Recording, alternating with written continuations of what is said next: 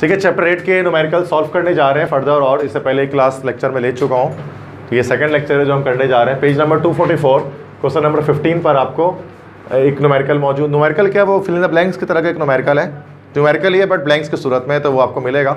इसके बारे में गाइड कर दूँ, सिंटेक्स बुक बोर्ड में 244 पेज नंबर है, क्वेश्चन नंबर 15 उसको मिलेगा आपको। ठीक है, तो फाइंड फॉर द रिएक्शन, एक रिएक्शन की मैंने, when hydrogen reacts with oxygen in the presence of a platinum catalyst then it converts into water, कि हाइड्रोजन और ऑक्सीजन मिलकर वाटर की फॉर्मेशन करते हैं, और ये रिएक्शन एक कैटलिस्ट प्लैटिनम के प्रेजेंस में होता है, तो पीटी ऊपर लिखा हुआ है कैटलिस्ट के तौर पे। पॉजिटिव कैटलिस्ट से रेट ऑफ रिएक्शन को बढ़ाएगा। नीचे फिर इसका फॉर्मूला लिख दिया गया है कि रेट ऑफ रिएक्शन का फॉर्मूला ये है भाई dx/dt इज इक्वल टू, अच्छा के नहीं लिखा गया, रेट कांस्टेंट है इस वक्त यहाँ पर, H2 और उसके बाद मोलर कोफिशिएंट को एक्सपोनेंट बना दिया स्क्वायर, और O2, ठीक है, इसकी कंसंट्रेशन ये सेम रेट लॉ के अकॉर्डिंग है जो हमने फर्स्ट क्लास में डिस्कस कर लिया चैप्टर 8 के।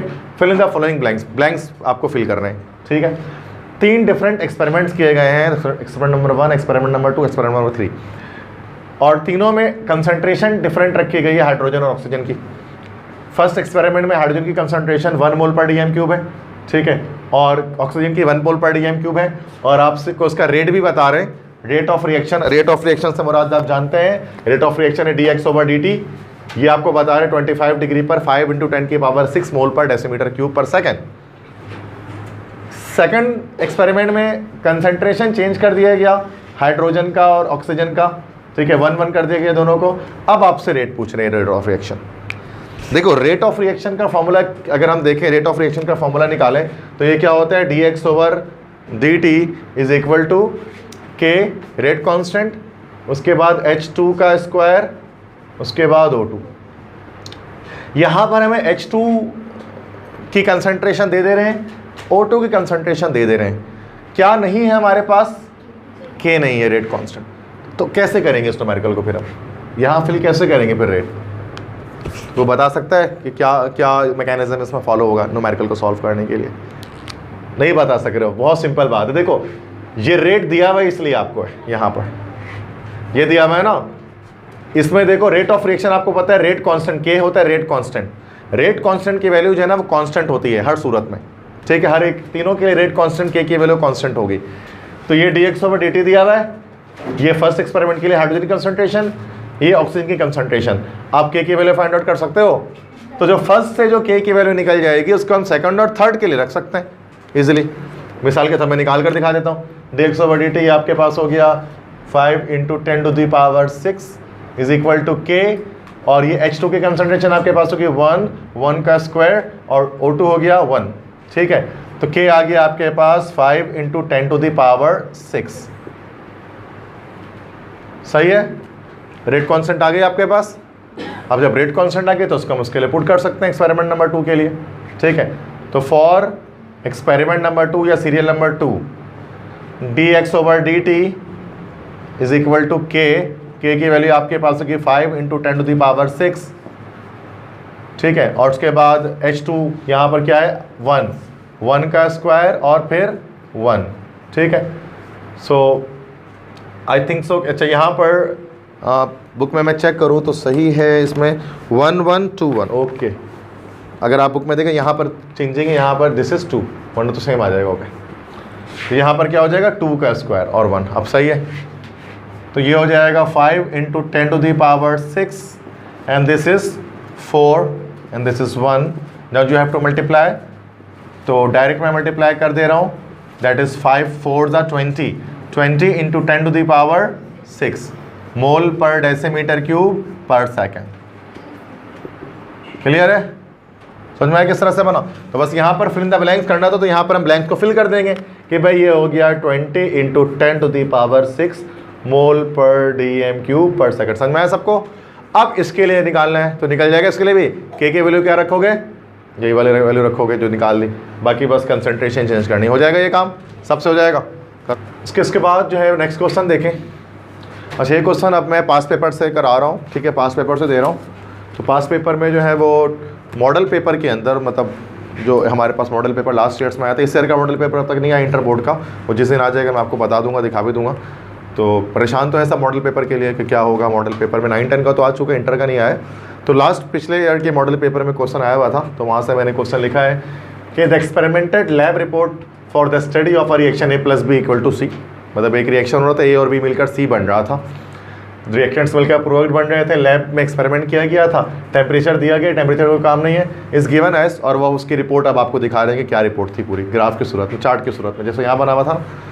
तो यहाँ पर कह रहे हैं कि 3 एक्सपेरिमेंट्स किए गए हैं, एक्सपेरिमेंट 1, एक्सपेरिमेंट 2, एक्सपेरिमेंट नंबर 3। तो 3 एक्सपेरिमेंट्स हैव बीन डन, और ये आपको इनिशियल कंसंट्रेशन दी गई है ए और बी के, मतलब रिएक्टेंट्स की कंसंट्रेशन दे दी गई है, और ये रेट ऑफ रिएक्शन है, ये रेट ऑफ फॉर्मेशन है सी के लिए, कि सी का जो रेट ऑफ रिएक्शन है कि किस रेट से किस स्पीड से रिएक्शन हो रहा है, मतलब देखा जाए तो अगर हम अपनी ज़बान में लिखें तो dx/dt है ये, ठीक है, रेट ऑफ रिएक्शन है। ये फर्स्ट एक्सपेरिमेंट में ए की कंसंट्रेशन ही थी, बी की कंसंट्रेशन ही थी, और ये इनिशियल रेट था, ये सेकंड के लिए था और ये थर्ड के लिए था, ठीक है। और आपसे पूछ क्या रहे हैं भाई, आपसे कह रहे हैं using this data determine the rate constant. तो आगे मैं आंसर क्वेश्चन लिखता हूँ, यूजिंग दिस डाटा, इस डाटा को इस्तेमाल करें, डिटरमाइन और इस्तेमाल करके डिटरमाइन करें, मालूम करें रेट कांस्टेंट। रेट कांस्टेंट से मुराद क्या मालूम करने कह रहे हैं भाई, के की वैल्यू फाइंड आउट करने कह रहे हैं, के मालूम करें। तो के मालूम करने के लिए, रेट कांस्टेंट मालूम करने के लिए हमें रेट ऑफ रिएक्शन पता होना चाहिए, और साथ में ए और बी की कंसंट्रेशन पता होनी चाहिए, ठीक है। अब 3 एक्सपेरिमेंट्स हमारे पास हैं, तीनों में से किसी भी एक्सपेरिमेंट को आप इस्तेमाल करके रेट कांस्टेंट की वैल्यू निकालोगे तो वैल्यू विल बी सेम। अब मैं आपसे कहता हूं कि कोई बच्चा एक्सपेरिमेंट 1 से निकाल ले, कोई एक्सपेरिमेंट 2 से निकाल ले, कोई एक्सपेरिमेंट नंबर 3 से निकाल ले, उसके लिए वैल्यूज़ जो है वो सेम निकलेंगी। मतलब क्या होगा भाई, dx/dt is equal to K concentration of A concentration of B, क्योंकि ये रिएक्शन देख लो ये वाला है, तो पीछे कुछ मोल्स लगे हुए नहीं है, तो 1 एक्सपोनेंट नहीं आया कुछ भी। तो dx/dt आप किसी भी रेट ऑफ रिएक्शन को ले लो, जैसे मिसाल के तौर पर अगर आप इसको ले लोगे तो dx/dt की वैल्यू आप 2.5 10⁻⁻5 डालोगे, ए की कंसंट्रेशन यहाँ आ गई, बी की यहाँ आ जाएगी, और के मालूम कर लोगे। कोई बच्चा सेकंड यूज़ कर ले, कोई बच्चा थर्ड यूज़ कर ले, और के की वैल्यू निकाल ले, हो जाएगा ये काम। मैं करूँ ये सॉल्व, हो जाएगा ये काम, हो जाएगा, ठीक है। तो 2016 का एक सवाल है कि फॉर द रिएक्शन, ज़रा सही से समझना है इसको दोबारा, जिसको नहीं समझ में आती रिएक्शन, इसको ये हमारे पास रिएक्शन के मौजूद है कि N2O5 की जब डिकम्पोजिशन हो रही है तो NO2 और ऑक्सीजन गैस में ब्रेक हो जा रहा है। कैलकुलेट द रेट कांस्टेंट, मतलब K की वैल्यू मालूम कीजिए इस रिएक्शन के लिए। When the initial concentration of N2O5 is this, when the initial rate is this, rate दिया हुआ है, इसका मतलब dx/dt आपको दे दिया गया, कंसंट्रेशन दिया गया है, रेट कांस्टेंट मालूम करना है, तो यकीनन हो जाएगा, हमें पता है। एक जगह पर कंफ्यूज किया गया है, वो कंफ्यूजन मैं आपको दिखा दे रहा हूँ, अगर आपको दिख रहा है तो आप बता दें कंफ्यूजन कहाँ पर इस सवाल के अंदर। इस पास पेपर के सवाल 2016 में जो आया था कराची बोर्ड में, तो यहाँ पर कहाँ मसला है, कोई भी ढूंढ कर दिखाए इनिशियल रेट की, वहाँ क्या इशू है, कोई इशू नहीं। इनिशियल रेट वही चीज़ होती है dx/dt, रेट ऑफ रिएक्शन को इनिशियल रेट कहते हैं। यस समझिए, नाउ यू आर राइट। यहाँ पर मसला है ग्राम पे, कंसंट्रेशन जो होती है वो होती है मोल्स पर dm³, यहाँ ग्राम पर dm³ दिया हुआ है। This is not called concentration, this is solubility. जब मैं चैप्टर नंबर 6 आपको पढ़ाऊंगा ना, केमिकल इक्विलिब्रियम, वहाँ पर मैं आपको उसके बारे में बताऊंगा। लेकिन अभी थोड़ा सा देखो कि ग्राम पर dm³ है ये, यहाँ पर मोल पर dm³ होना चाहिए, कंसंट्रेशन रखनी होती है हमें N2O5 की। तो सबसे पहली बात तो N2O5 की जो कंसंट्रेशन है वो गिवन ही नहीं है, ये तो सॉल्युबिलिटी गिवन है इसकी, ग्राम पर dm³। हमें ग्राम पर dm को मोल पर dm³ में कन्वर्ट करना पड़ेगा, और ग्राम को मोल में कन्वर्ट करने के लिए क्या करते हैं, मास अपॉन मॉलिक्यूलर मास। तो इस पूरे को N2O5 के मॉलिक्यूलर मास से डिवाइड करना पड़ेगा। तो 10.8 ग्राम पर dm³ है ना, तो 10.8 को हम डिवाइड किससे कर दें, N2O5 के मॉलिक्यूलर मास से। तो निकाल लो, तो ये हो जाएगा, साइड से निकाल लेते हैं ना इसको, 14 × 2 + 16 × 5 कितना है ये, 28 + 108। क्रॉस चेक कर लें कोई और स्टूडेंट, इसको 108 आ रहा है, ठीक है। आप करें 10.8 डिवाइड बाय 108,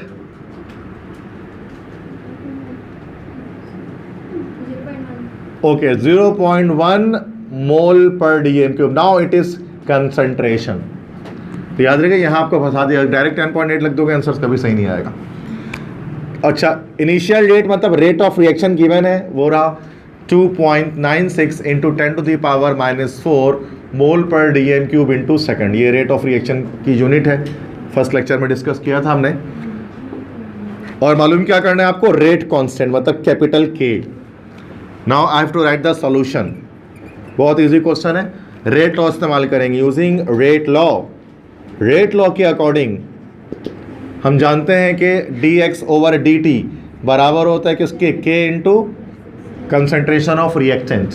रिएक्टेंट क्या है यहाँ पर, N2O5। तो N2O5 के क्या ले लोगे तुम, स्क्वायर। क्यों स्क्वायर ले लोगे, चूँकि मोलर कोफिशिएंट है वो एक्सपोनेंट्स में बन जाते हैं, ठीक है। यहाँ 2 मोलर कोफिशिएंट था, ये स्क्वायर बन गया। अच्छा, dx ओवर dt गिवन है, दैट इज 2.96 इंटू 10 की पावर -4 k, और N2O5 की वैल्यू कंसनट्रेशन 0.1 का स्क्वायर, k आ गया आपके पास 2.96 इंटू 10 की पावर -4 अपॉन 0.1 का स्क्वायर। बताएं कि कितना आ रहा है,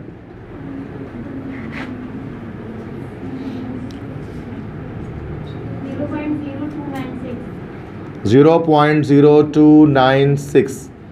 ठीक है, this is the value of rate constant. Now अब हम इसकी यूनिट निकाल लेते हैं। यूनिट मैंने बताई थी कि रेट कांस्टेंट की यूनिट हर इक्वेशन पे आपको अलग निकालनी पड़ती है, ये कांस्टेंट नहीं होती। देखो, कंसंट्रेशन की यूनिट मोल पर डीएम क्यूब है, रेट ऑफ रिएक्शन की यूनिट मोल पर डीएम क्यूब पर सेकंड है, बट के की यूनिट वेरिएबल है, मतलब उसको हर सवाल में आपको निकालना पड़ेगा। तो dx ओवर dt ये आपके पास हो जाता है मोलैरिटी अपॉन सेकंड, या मोल पर डीएम क्यूब पर सेकंड, एक ही बात है, इक्वल टू k। और ये आपके पास हो जाएगा क्या, कि मोलैरिटी होता है ना, मोल पर डीएम क्यूब कैपिटल M भी लिखते हैं, मोलैरिटी का स्क्वायर। तो यहाँ से मोलैरिटी का स्क्वायर कैंसिल हो गया, k बराबर किसके हो गया भाई, तो ये हो गया आपके पास k जो है ना इधर पर आ गया। अब ये k को इधर कर लो, मोलैरिटी को इधर ले आओ, तो 1 अपॉन मोलैरिटी इंटू सेकंड। ये तो आप इस तरह से निकाल सकते हैं, अगर आप इस तरह से नहीं निकालना है तो मोल पर डीएम क्यूब के तरीके से निकाल लो, ठीक है। यूनिट dx ओवर dt की यूनिट होती है आपके पास मोल पर डीएम क्यूब इंटू सेकेंड, ठीक है, इज इक्वल टू k, और ये हो जाएगा मोल स्क्वायर पर डीएम की पावर 6, ठीक है। मोल पर डीएम क्यूब का स्क्वायर ले लिया, ठीक है। मोल से ये मोल स्क्वायर कैंसिल हो गया, यहाँ से डीएम क्यूब पूरा कट गया, डीएम के पावर क्यूब हो गया यहाँ पर, ठीक है। अब k यहीं पर रखना है, तो बाकी चीज़ों को इधर पर हम ले जाते हैं। तो यहाँ पर क्या हो जाएगा, डीएम क्यूब पर मोल इंटू सेकेंड, इस तरह से हो जाएगा ना। तो ये आपके पास डीएम क्यूब पर मोल इंटू सेकेंड, तो ये हमें निकालना पड़ता है हर बार। यूनिट हम इस तरह से इसको देखते हुए यूनिट हम यहाँ पर निकाल लेते हैं, उसके बाद यहाँ पर पुट कर देते हैं। समझ में आ गई बात, किस तरह से हो रही है, ठीक है, तो कर लो। अच्छा बच्चों, 2015 के क्वेश्चन की तरफ हम आ रहे हैं। फॉर द केमिकल रिएक्शन, एक केमिकल रिएक्शन दिया हुआ है, that is F2 + 2ClO2 reaction करके बन रहा है 2FClO2, ठीक है। कैलकुलेट करें इसके अंदर तीन चीज़ों को, rate expression, order of reaction, rate constant when the initial concentration of F2 is 0.1 मोल पर डीएम क्यूब, ClO2 is 0.01 मोल पर DM cube, and rate of reaction is 1.2 × 10⁻³ मोल पर डीएम क्यूब इंटू सेकेंड। पहला और तीसरा काम बहुत आराम से हो सकता है इसके अंदर। रेट एक्सप्रेशन किसे कहते हैं, this is called rate expression. अब वो पहले कह रहे हैं कि इसको लिखो, वैसे हमें लिखना ही था, अगर नहीं भी बोलता ना तो इसको सॉल्व कर लिखना ही पड़ता, सही बात है ना। रेट एक्सप्रेशन के आप रेट कांस्टेंट तो निकाल नहीं सकते, तो रेट एक्सप्रेशन पहले लिख लेते हैं। तो रेट एक्सप्रेशन मतलब dx over dt is equal to k, reaction ये गिवन है आपको, F2 हो गया, और ClO2 का क्या कर देंगे भाई, स्क्वायर कर देंगे, चूँकि 2 मोल्स है, मोलर कोफिशिएंट 2 है। ये आपके पास रेट एक्सप्रेशन पहला काम हो गया। रेट एक्सप्रेशन इसको कहते हैं ना, this is a rate expression, ये तो करना ही था वैसे भी। ऑर्डर ऑफ रिएक्शन थोड़ी देर के लिए छोड़ते हैं, रेट कांस्टेंट मालूम करना है। रेट कांस्टेंट मालूम हो जाएगा, ये k मालूम करना है, dx ओवर dt दिया हुआ है, ठीक है, और F2 की कंसंट्रेशन और ClO2 कंसंट्रेशन दी हुई है। ये मैं करूँगा, तुम कर लोगे। तीसरा मैं सेकंड वाला काम, ऑर्डर ऑफ रिएक्शन, तो मैं बता देता हूँ ये कैसे निकलेगा। ऑर्डर ऑफ रिएक्शन ये बहुत सिंपल है। ऑर्डर ऑफ रिएक्शन किसे कहते हैं, रेट एक्सप्रेशन के अंदर जितने भी रिएक्टेंट्स मौजूद हैं उनके ऊपर जो एक्सपोनेंट्स हैं, एक्सपोनेंट्स को अगर तुम ऐड कर दोगे तो ऑर्डर ऑफ रिएक्शन निकल जाएगा। देखो ये रहा रेट एक्सप्रेशन, F2 पर पावर 1 है और ClO2 पर पावर 2 है। ऑर्डर ऑफ रिएक्शन निकालना है तो इन दोनों पावर्स को ऐड कर दो, 1 + 2, तो क्या आ गया ये 3, तो थर्ड ऑर्डर का रिएक्शन है, बस ऑर्डर ऑफ रिएक्शन निकल गया। जितने भी एक्सपोनेंट्स होते हैं ना उनको ऐड करते हैं तो ये ऑर्डर ऑफ रिएक्शन कहलाता है। हो जाएगा सारा काम। अब रेट एक्सप्रेशन तो मैंने निकाल दी, ऑर्डर निकाल दी, आपका एक काम है कि रेट कांस्टेंट आप निकाल लो, ठीक है। ओके स्टूडेंट्स, नाउ 2014 का एक क्वेश्चन देखें। For the reaction A converts into product, एक रिएक्शन है ए जो है वो किसी प्रोडक्ट में कन्वर्ट हो रहा है। दिस इज द इक्वेशन आपको गिवन है। Threshold energy is 40 kilo joule per mole. अच्छा ये सवाल थोड़ा डिफरेंट है, कल जो एक्टिवेशन एनर्जी का कॉन्सेप्ट दे रहा था उससे अकॉर्डिंग है। Threshold energy 40 kilo joule per मोल है। The average internal energy of the reactant is 10 kilo joule per mole. Calculates it's activation energy. Activation energy बताइए। मैंने आपको कल 3 तरह की एनर्जी के बारे में बताया था। बॉडी के अंदर जो एनर्जी पहले से मौजूद है वो है इंटरनल एनर्जी, ठीक है। रिएक्शन शुरू करने के लिए एनर्जी चाहिए वो है थ्रेशोल्ड एनर्जी, और रिएक्टेंट को जितनी रिक्वायर्ड है इंटरनल के अलावा उसको हम कहते हैं एक्टिवेशन एनर्जी, ठीक है।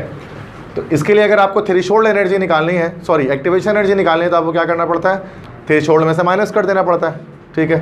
तो आप इंटरनल एनर्जी को, तो आपको एक्टिवेशन एनर्जी आ जाती है।